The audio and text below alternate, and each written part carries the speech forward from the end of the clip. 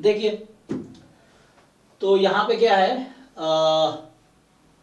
X be a non negative integer valued random variable with E X square 3 है, ई x 1 है। तो पूछ रहा है कि समेशन प्रोबेबिलिटी आई, तो यहां से मैं प्रॉपर मतलब डिटेल्ड प्रूफ लिख देता हूं इसका। तो यहां से क्या होगा, यह है summation i from 1 to infinity. अगर ये probability x more than equal to आई है, तो मैं इसको ऐसा लिख सकता हूं इस चीज को कि x is equal to J and summation, बताइए j की लिमिट में क्या ले सकता हूं, इसमें क्या लिखेंगे, कोई बताइए जिनको समझ आ रहे हैं। j की लिमिट क्या लिखूंगा, ध्यान से देखो, ध्यान से देखो किसको लिख रहा हूं मैं। Probability x more than equal to आई है, यहां लिखा हूं x बराबर j। अब j कहां से स्टार्ट होगा, j 1 से i तक होगा। ध्यान से देखो ना, x क्या है, मोर देन इक्वल टू आई है कि लेस देन इक्वल टू आई है, लेस देन i से infinity। x मोर देन आई है ना, तो मैंने x बराबर j रखा है। तो j की वैल्यू क्या होगी, i से कम होगी या ज्यादा होगी, ज्यादा होगी ना, ये तो कह रहा है x मोर देन आई है, तो j की वैल्यू i से ज्यादा होगी ना, i से इंफिनिटी होगी। और यहां से अब क्या करते हैं हम लोग, i from 1 to infinity and j from i to infinity, और i इंटू, और एक चीज और बता, जैसे आप परेशान करो, पिछले साल ऐसे ही ईशान था जो परेशान कर रहा था, बहुत क्वेश्चन पूछता था, लेकिन एट द एंड वो बच्चा, उसके गेट में 17 रैंक आए थे और उसके एग्जाम में अराउंड 69 अराउंड उसके रैंक थे, जो आईआईटी कानपुर एमएससी कर रहा है वो। तो वो मैथ्स बैकग्राउंड का बच्चा था, तो मुझे समझ, वो स्टैट्स के क्वेश्चन ऐसे पूछता था, तो कोई दिक्कत नहीं, उसको मैं खूब डांटता था, लेकिन कोई दिक्कत नहीं है, आप लगातार कोशिश कर रहे हो, एफर्ट्स कर रहे हो, तो अच्छे रैंक आएंगे। अगर आप कोशिश नहीं करोगे, मैं कितना भी मेहनत कर लूँ, आपके रिजल्ट वैसा नहीं आएगा जैसा आप मेहनत करते तो आता, ये चीजें हैं। तो आप मेहनत करोगे तो होगा। और ये ईशान कैसे होता, ईशान ऐसे ही जब मैं दिल्ली में था 2017-18 में, तो वो 11-12 में मेरा स्टूडेंट था, दिल्ली में पढ़ाता था मैं 11-12 उस समय 2017-18 में, तभी वो 11-12 में मेरा स्टूडेंट था, यही ईशान लड़का ही बाद में जो आया, वहाँ भी बहुत परेशान करता था ये, क्योंकि इस तरह से है। लेकिन ये है कि परेशान जो बच्चा कर रहा है वो सीखना चाह रहा है, तो ये भी ठीक है, लेकिन आपको अपने तरफ से भी एफर्ट्स करना होगा। अपने तरफ से एफर्ट्स करो तो रिजल्ट दिखेगा आपका, एफर्ट्स नहीं करोगे तो वो उसके हिसाब से आउटपुट आएगा। सारे प्रोफेसर्स को ऐसे ही परेशान करते हैं, तो उसमें कोई बुरी बात नहीं है, लेकिन ये है कि आपको एफर्ट्स भी करने होंगे, सिर्फ परेशान करने से कुछ नहीं होगा, है ना, ये है। अगर आप कर रहे हो एफर्ट्स तो कुछ होगा। तो यहाँ से क्या होगा, हमने क्या किया, आई को मतलब इधर लिख दिया क्योंकि समेशन तो जे पे है, तो जे पे अगर समेशन है तो यहाँ पे समेशन जे पे है, कोई फर्क नहीं पड़ेगा, आई को बाहर निकाल सकते हैं क्योंकि यहाँ समेशन जे पे लगा हुआ है, तो ऐसा भी लिख सकते हैं, कोई दिक्कत नहीं है। और आपको समेशन से प्रॉब्लम, इंटीग्रेशन जैसा समझ के समझो आप, कि ये जैसे इंटीग्रेशन था आई के रिस्पेक्ट में, ये इंटीग्रेशन जे है, और यहाँ मैं डी जे लिख रहा था, जे की लिमिट आई से, मतलब समझाने के लिए आपका अगर समेशन में प्रॉब्लम हो तो, समेशन इंटीग्रेशन भाई भाई है, ठीक है ना। तो समेशन जस्ट डिस्क्रीट सेट में लगता है, और कॉन्टिन्यूअस सेट पे इंटीग्रेशन लगता है। तो अब यहाँ पे क्या करते हैं, i इंटू प्रोबेबिलिटी x बराबर j। अब मैं करूंगा change of order of summation, like we do change of order of integration. तो आप सबने वो टॉपिक पढ़ रखा है कि change of order of integration, तो उसी कॉन्सेप्ट में change of order of summation करूंगा। तो होता क्या है, यहाँ j के रेस्पेक्ट में समेशन, यहाँ i के रेस्पेक्ट में है। अब इसका मैं ऑर्डर चेंज करना चाहता हूं, जैसे इंटीग्रेशन में करते हैं same.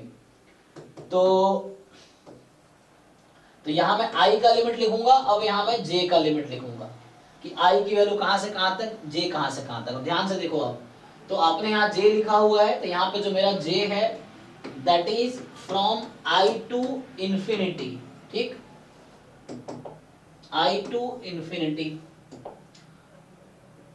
And i from 1 to infinity, ठीक। तो ये हमारा जो ij का ज्वाइंट डिस्ट्रीब्यूशन है या ज्वाइंट सपोर्ट लिख दिया मैंने ij का। अब आपको देख के बताना है, इसमें यही करते हैं ना, हम ग्राफ बनाते हैं, वहां पे ग्राफ, यहाँ पे डिस्क्रीट है इसलिए ग्राफ नहीं बना रहे, वरना ग्राफ उसमें हम लोग जब डबल इंटीग्रेशन का ऑर्डर चेंज कर रहे होते हैं तो हम ग्राफ बनाते हैं। तो अब आप देखिए यहाँ पे, अब इसमें देख के बताओ मुझे आप, पहले अभी पहले j का लिमिट यहाँ पहले था, बाद में i का लिमिट था, अब मैं i की लिमिट पहले लिखना चाहता हूँ, तो आप मुझे बताओ i की लिमिट क्या होगी इसमें देख के। So 1 से J. 1 से j, तो i की लिमिट 1 to j हो गई। अब i गायब हो जाएगा, जैसे वहां भी हम करते हैं, जब x की लिमिट x को गायब कर दो, x को भूल जाओ। अब देखो j की लिमिट कहां से कहां तक आएगी, i को हटा के सीधा 1 से इंफिनिटी हो गया। तो हमने चेंज किया order of the summation, like we do change of order of integration, क्योंकि इंटीग्रेशन समेशन एक ही चीज है, दोनों समेशन ही है। कई बुक में आप देखोगे इंटीग्रेशन को भी समेशन ही लिखते हैं वो लोग, ठीक है। बस summation on continuous set is integration, summation on discrete set is this. तो हमारे पास है i time probability x is equal to j। अब समझिए, तो ये जैसे एक्स वाई में डबल इंटीग्रेशन होता है वैसे टाइप का समझ लो आप। तो अब ये i के रेस्पेक्ट में समेशन है, तो पहले i वाले टर्म पे समेशन लगेगा, तो ये तो j वाले पे है, तो ये एज ए कांस्टेंट ट्रीट होगा। तो मेनली मुझे पहले इस पे काम करना है, ये एक कांस्टेंट जैसा है। तो मुझे बताइए summation of i from 1 to j ये किसके इक्वल आएगी? J plus 1 by 2. हाँ, तो यहाँ से जस्ट आपके पास j बराबर 1 से इंफिनिटी एंड i का समेशन कर रहे हैं, i फ्रॉम 1 टू j, मतलब 1 plus 2 plus 3 up to j। J into J plus 1. तो ये हो गया j into j plus 1 upon 2, और इनटू में है प्रोबेबिलिटी x बराबर j, ठीक। तो सर आप तो आ जाएगा, इसको हाफ बाहर कर देते हैं हम लोग। तो जब हाफ हम बाहर कर देंगे तो अभी आपके पास है j फ्रॉम 1 टू इंफिनिटी, ठीक, और j from 1 to infinity half बाहर कर दिया, तो ये हो गया j square plus j into probability x is equal to j। देखिए यहाँ 1 से इंफिनिटी है, अगर मैं 0 से इंफिनिटी भी लिख दूं तो कोई दिक्कत नहीं होगा, क्यों? क्योंकि इसमें 0 इंक्लूड करने पे वैल्यू 0 ही देगी, क्योंकि 0 इंटू समथिंग, तो i बराबर 0 पे वैल्यू 0 ही हो जाएगी। तो जस्ट मैं 0 से इंफिनिटी लिख रहा हूँ इंस्टेड ऑफ 1 टू इंफिनिटी, ताकि आपको दिखे कि सपोर्ट इसका नॉन नेगेटिव इंटीजर था, तो मतलब सपोर्ट इसका 0 से इंफिनिटी था। तो जस्ट मैं यहाँ 0 से इंफिनिटी लिख रहा हूँ, क्योंकि कोई प्रॉब्लम नहीं है, 0 रखेंगे मतलब जो एक्स्ट्रा मैंने इंक्लूड किया है उसकी वैल्यू 0 है, यहाँ पे 0 है ना, 0 रखने पे ये 0 ही हो जाएगा, इसलिए कोई इफेक्ट नहीं पड़ेगा। तो अब इसको ब्रेक कर दीजिए आप, तो 1/2 या ऊपर लिखता हूँ, आपको दिख गया होगा ऐसे क्या करने वाला हूँ मैं, तो हाफ है ना, हाँ जिनको समझ आ रहा होगा j स्क्वायर इंटू दिस, तो summation j square probability at j from 0 to infinity plus फिर ऐसे ही j इंटू, या अलग करना है समेशन अलग कर लो, j इंटू, चलो इसको मैं वैसे लिख देते हैं, probability x is equal to j this, और पूरे का अंत कर दिया। तो अब आपको समझ आ रहा होगा हाफ समेशन जब इस पे लगेगा तो ये क्या बन जाएगा, e of x square, plus summation जब इस पे लगाओगे, यही वाला समेशन जब यहाँ लगाओगे तो e ऑफ x, ठीक है। तो ये फॉर्मूला अलग लास्ट टाइम मैंने लिखा था, बट ब्रैकेट मिस था, मतलब जब पिछले बार जब मैं कल ट्राई कर रहा था तो हमने ये लिख दिया था नहीं, तो इसीलिए आंसर गलत हुआ था। एक्चुअली ये 2 दोनों के नीचे आएगा तब सही होता, तो कल जो मैं डिराइव कर रहा था तो उसमें ऐसा लिख दिया था मैंने, मतलब हाफ सिर्फ इसके नीचे लिखा था, दोनों के नीचे हाफ आ जाएगा। तो ये प्रॉपर मैंने प्रूफ लिख दिया इसका और अब आप देख लीजिए आंसर आ जाएगा यहाँ से। तो ये चीज है, तो यहाँ से आपके पास आ गया हाफ ex स्क्वायर की वैल्यू हमें 3 दे रखी है, ex की वैल्यू 1 दे रखी है, तो 4/2 2 आ गई, ठीक है। तो 2 इज द आंसर, ये है। तो 2009 का ये 14 क्वेश्चन है, 41 क्वेश्चन है 2009 में, क्वेश्चन नंबर 41 गेट मैथमेटिक्स का ये था, ठीक है ना। मतलब क्वेश्चन ठीक था, बस कैलकुलेशन करना था। तो अगर फॉर्मूला जिसको नहीं याद है ऐसे ही हो जाएगा। एक्चुअली ये इसका आइडिया मुझे कैसे आया, तो जिन लोगों को अगर इसका प्रूफ पता होगा कि how this formula comes 1 minus fx of x dx x from 0 to infinity, जिन लोगों को इसका प्रूफ अगर आपने बुक में देखा हो या कभी किया हो, इसका प्रूफ भी बिल्कुल सेम पैटर्न पे चलेगा। या इनफैक्ट मैं अगर इसका लिखूं e of x square is integration 0 से infinity 2x time 1 minus fx of x dx, मैं इसका भी प्रूफ लिखूंगा तो बिल्कुल सेम पैटर्न में लिखूंगा। जस्ट जहां जहां समेशन चल रहा है वहां इंटीग्रेशन चलता रहेगा, फिर बीच में ऑर्डर ऑफ इंटीग्रेशन चेंज होगा सेम। तो ये जो आया है इसके प्रूफ से आइडिया है, ये चीज है।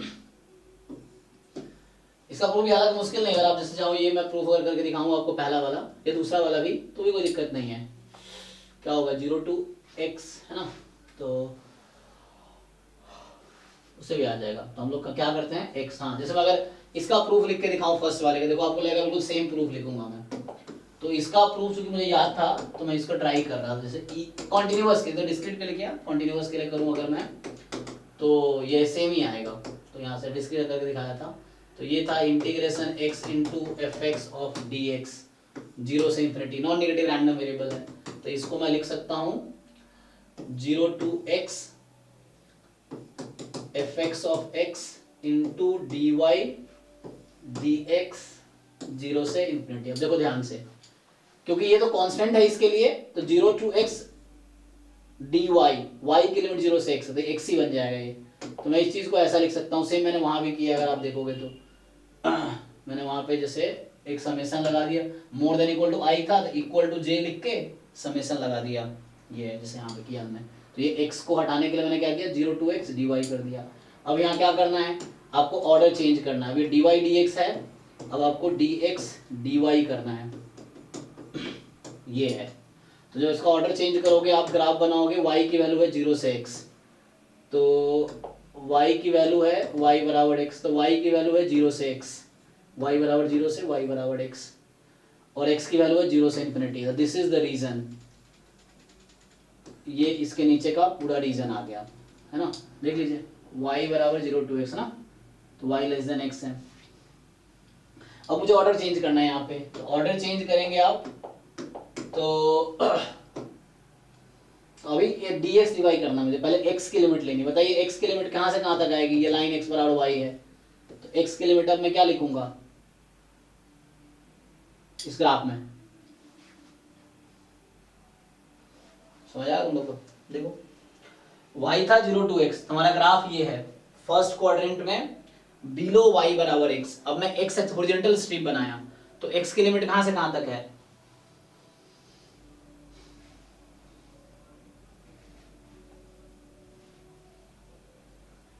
ये तो बताना चाहिए आपको ग्राफ में, जिसमें x की लिमिट कहां से कहां तक होगी, ये हॉरिजॉन्टल स्ट्रिप है, तो x की लिमिट कहां से कहां तक, y to infinity। जी y टू इन्फिनिटी। अरे सेम तो है, यहाँ पे देखो आपने यही तो बताए थे, यहाँ पे हम लोग यहाँ क्या किए थे, ठीक है ना, तो यहाँ पे हम वही किए थे। यहाँ भी आप देखो जब हम ब्रेक कर रहे थे हमने पूछा आपको कि यहाँ पे मोर देन इक्वल टू आई है, तो आई टू इन्फिनिटी लिया था ना मैंने, j बराबर आई टू इन्फिनिटी, अब x बराबर वाई टू इन्फिनिटी, और यहाँ से आ जाएगा y की वैल्यू, अब y स्ट्रिप कहाँ कितना मूव कर सकती है 0 से इन्फिनिटी, हो गया। अब इंटीग्रेट कीजिए, तो बताइए पीडीएफ का इंटीग्रेशन क्या होता है x के रेस्पेक्ट में, इसके फिर सीडीएफ हो जाएगा 1 - f। ठीक है ना, तो सीडीएफ हो जाएगा, ब्रेक कर दीजिए इसको। तो यहाँ से जब आप ब्रेक करेंगे तो ये हो गया 0 से इन्फिनिटी, और ये पीडीएफ का integration CDF, capital F x of x value y से infinity, upper limit minus lower limit, CDF at infinity 1 minus, और ये है डी वाई। तो यहाँ से ये हमारे पास आ गया ये 1 minus CDF of X at Y D Y. लेकिन आपको पता है कि definite integration is free of variable, variable क्या है उससे डेफिनेट कोई फर्क नहीं पड़ता, आंसर आना नंबर ही है। तो इस y को हटा के x रख दो तो भी कोई दिक्कत नहीं है, t रख दो तो भी दिक्कत नहीं है, y को हटा के u रख दो तो भी कोई दिक्कत नहीं है, तो हो गया प्रूफ। तो ये इसी प्रूफ से ये आया है, तो मैं इसी बेसिस पे ट्राई किया तो इससे आ गया 0 से infinity, so 1 minus CDF of x at x with respect to x। तो ये फाइनली ex का जो है हमने प्रूफ कर लिया। और डिस्क्रीट में ex वाला प्रूफ मैं लास्ट क्लास में करके दिखाया था। डिस्क्रीट में जो ex आया था हमारा, वो आया था i from 0 to infinity probability x more than i, या इसी को हमने लिखा होगा 1 माइनस सीडीएफ भी कर सकते हैं आप, summation i from 0 to infinity 1 minus CDF of x at i। ये लास्ट क्लास में करके दिखाया था मैंने, ये देखिए प्रूफ, लास्ट क्लास में सब प्रूफ किया था हमने। तो ये डिस्क्रीट में आता है ये। और अभी हमने ये देखा कि summation i probability at more than equal to i from 1 to infinity, ये आया 1/2 2x² प्लस EX। तो एग्जाम में अगर आप प्रूफ लिख सकते हो, इतना टाइम है तो लिखो, नहीं तो फिर स्किप करके आगे बढ़ो, ये तो फॉर्मूला याद हो, नहीं तो छोड़ के आगे बढ़ो, ये है। ठीक है, चलिए तो हम फाइनली ये क्वेश्चन हो गया। तो इस क्वेश्चन का आंसर 2 आ गया, है ना, मेनली ये क्वेश्चन सॉल्व करना था। तो ये डाउट लास्ट क्लास का था, तो इसको हमने कंप्लीट कर दिया।